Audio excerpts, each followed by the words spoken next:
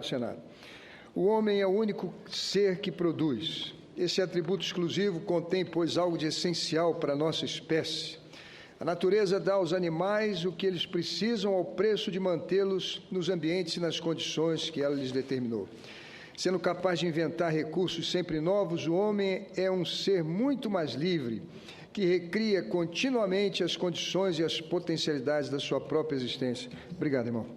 Dois aspectos complementares demarcam esse nosso caminho. O primeiro é a capacidade de projetar, o segundo é a vida em sociedade, condição indispensável para que possamos produzir o que foi projetado.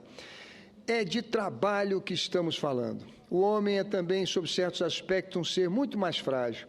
Só pode sobreviver fisicamente, organizar seu complexo psiquismo e adentrar no mundo da cultura, o mundo humano por excelência, se ao nascer for acolhido e protegido por muito tempo, durante uma infância e uma adolescência excepcionalmente longas. Acolhimento e proteção. É de família que estamos falando. Condições de trabalho e organização da família, eis o que, em última instância, define o padrão civilizatório das sociedades humanas. Toda atenção é pouca para essas questões. Em relação à primeira delas, de que tratarei aqui, o vetor da história não deixa margem a dúvidas. O progressivo reconhecimento da dignidade dos direitos do trabalho, a valorização do trabalhador é o que diferencia passado e futuro. Muito mais do que os feitos tecnológicos, os avanços na convivência que definem o genuíno progresso. Os homens convivem necessariamente porque trabalham, e ao trabalharem, convivem. O projeto de lei 1133/2015, apresentado pelo deputado Sandro Mabel, aprovado na Câmara e agora em debate nessa casa, pode alterar profundamente as condições de trabalho em nosso país. Não é, pois, trivial. Remete a uma questão de fundo. Que padrão civilizatório desejamos para o povo brasileiro? Durante quase 400 anos da nossa história, os trabalhadores foram coisas. Libertados da escravidão, permaneceram marginalizados. Foi preciso uma revolução em 30 para que se criassem as condições de uma mudança decisiva. Não por acaso Getúlio Vargas permanece na memória de todos como o grande construtor do Brasil moderno. Entre suas realizações destaca-se exatamente o reconhecimento dos direitos do trabalho. O povo brasileiro nunca o esquecerá. Nosso povo também nunca nos esquecerá se produzirmos um retrocesso histórico nessa questão. Seremos lembrados como traidores se permitirmos a involução desses direitos. Os defensores do projeto de lei, ora em debate, dizem que querem aumentar a competitividade das nossas empresas e regulamentar uma situação de fato.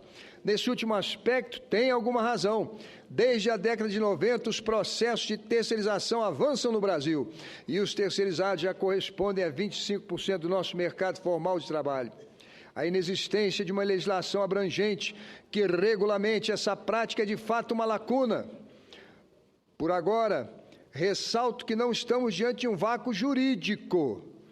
Nas últimas décadas, o assunto foi tratado em 3 dispositivos legais. A Lei 6.019 de 74 regula a contratação temporária de trabalhadores para suprir acréscimo extraordinário de serviço ou substituição temporária de mão de obra regular. A Lei 7.102 de 83 trata especificamente da terceirização de serviços de vigilância em estabelecimentos bancários. E em 94, por fim, a súmula 331 do Tribunal Superior do Trabalho consolidou nossa jurisprudência. Desde então, ela tem sido principal referência do tema. Estabelece os limites e a natureza jurídica dessa relação de trabalho, fazendo a distinção decisiva entre atividade meio e atividade fim, que agora se quer apagar. Sejamos francos. O projeto que estamos debatendo cria as condições para que o trabalho terceirizado se generalize em nosso país, no lugar do trabalho diretamente contratado pelas empresas. A questão, pois, é esclarecer se isso é bom ou ruim para o país. Não precisamos ter um debate abstrato e meramente conceitual. Como a terceirização já existe e não é pequena, vamos aos fatos, usando dados do DIEESE e do Ministério do Trabalho. O salário dos terceirizados é, na média, 24% menor do que os empregados formais. Os terceirizados não gozam de benefícios como participação nos lucros, auxílio creche, jornada de 6 horas nas empresas que têm tais benefícios. Os terceirizados trabalham, em média, 3 horas a mais por semana do que os empregados fixos. De cada 10 acidentes de trabalho, 8, isso foi dito pelo Calixto, atingem trabalhadores terceirizados. A rotatividade no trabalho terceirizado é muito maior do que os trabalhadores formais.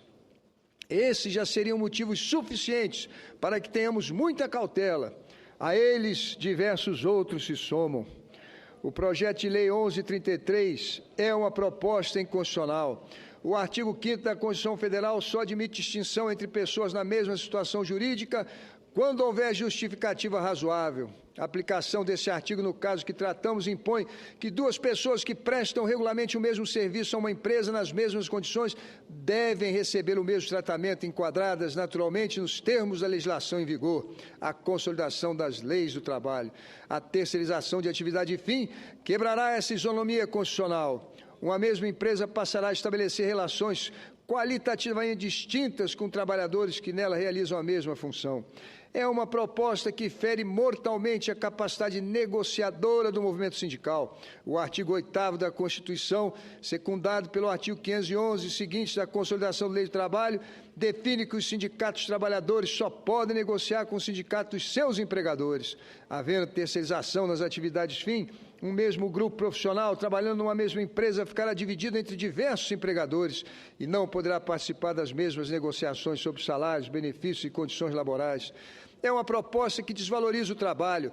É óbvio, vou repetir 3 vezes, é óbvio que a empresa principal só contratará a empresa terceirizadora se reduzir seus custos. Também é óbvio, também é óbvio, 2, também é óbvio, 3, que a empresa terceirizadora, por sua vez, repassará ao trabalhador apenas parte do que recebeu. Assim, a redução de custos se fará necessariamente à custa do salário do trabalhador. É um jogo de soma negativa, no qual o trabalhador sempre perde. O projeto de lei 1133, aqui PLC 30, permite também que uma empresa individual funcione como prestadora de serviços, atribuindo ao trabalhador a dupla condição de empresa e de trabalhador terceirizado, o que escancara as portas para a burla dos direitos trabalhistas. É uma proposta que estimula a criação de empresas fantasmas, ao não fixar nenhum limite para a percentagem de trabalhadores que uma empresa contratante pode terceirizar. Permite que ela funcione apenas com um empregado ou mesmo com nenhum. E pior, toda empresa com mais de 100 funcionários tem que ter uma cota de trabalhadores com necessidades especiais. Agora, nossos surdos mudos, nosso pessoal com problema de locomoção, vai ser tudo terceirizado. Senador Crivella, só para complementar, tem uma nota aqui do CONAD exatamente denunciando isso e repudiando a terceirização. Obrigado, senhor presidente. É uma proposta que dificulta a ação fiscalizadora do Estado, pois admite que a empresa terceirizada também faça contratações terceirizadas, permitindo a quarteirização e quinteirização, e por aí adiante, em cascata. Nesse contexto, as fraudes aos direitos trabalhistas só tendem a aumentar. A Justiça do Trabalho já lida hoje com milhares de processos em que trabalhadores terceirizados sequer conseguem localizar as empresas contratantes que simplesmente desaparecem. É uma proposta socialmente irresponsável. Conceder às empresas a possibilidade indiscriminada de trocar mão de obra contratada por terceirizada, com salários menores e jornadas maiores, dará grande impulso ao desemprego, que já está crescendo, pois a jornada de trabalho dos terceirizados, como vimos, é maior que a dos empregados fixos. Estudo de DIEESE calcula que se os atuais terceirizados fossem contratados e passassem a trabalhar o mesmo número de horas que os empregados fixos, seriam criadas imediatamente 880 mil novas vagas de trabalho formal. É a contratação direta e não a terceirização que cria mais empregos. É uma proposta desumana. Como vimos, terceirizados sofrem muito mais acidente de trabalho, entre outros motivos, porque as empresas que os agenciam são de menor porte e não têm as mesmas condições técnicas e econômicas das grandes empresas contratantes. Segundo o Ministério do Trabalho, 90% dos trabalhadores resgatados entre 2010 e 2014, nos 10 maiores flagrantes do trabalho, eram escravos terceirizados. Eu não tenho tempo para continuar, mas quero dizer ao senhor presidente que tenho aqui em mãos um projeto que vou apresentar, e se Vossa Excelência me dá a honra de assinar junto comigo, que é uma maneira de nós vencermos essa batalha. Se nós fizermos alterações nessa lei, por mais bem intencionadas que forem e aprovarmos nessa casa, os senhores deputados irão derrubá-la e o projeto vai ser sancionado do jeito que eles quiserem lá. Portanto, o caminho correto, certo, o caminho cívico que temos para combater essa ignomia é rejeitar o projeto completamente e apresentar um novo projeto pelo Senado Federal. Senhor presidente, muito obrigado.